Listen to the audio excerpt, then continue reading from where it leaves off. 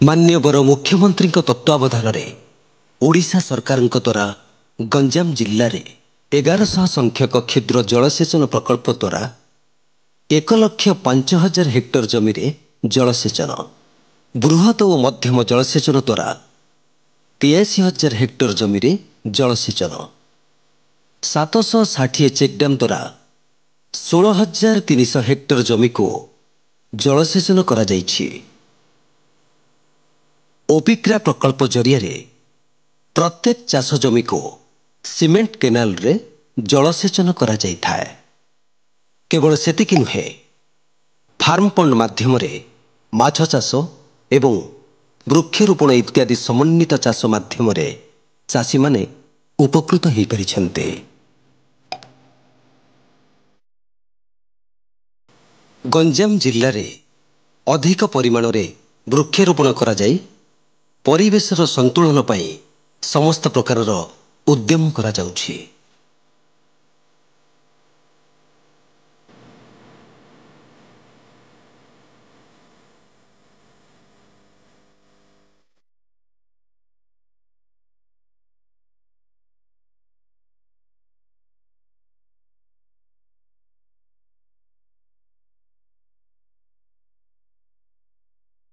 जिला प्रशासन द्वारा पिलाटीए गछटीए माध्यम वृक्षारोपण एवं तार तत्वावधान पाई समस्त व्यवस्था ग्रहण करा जाइथाए।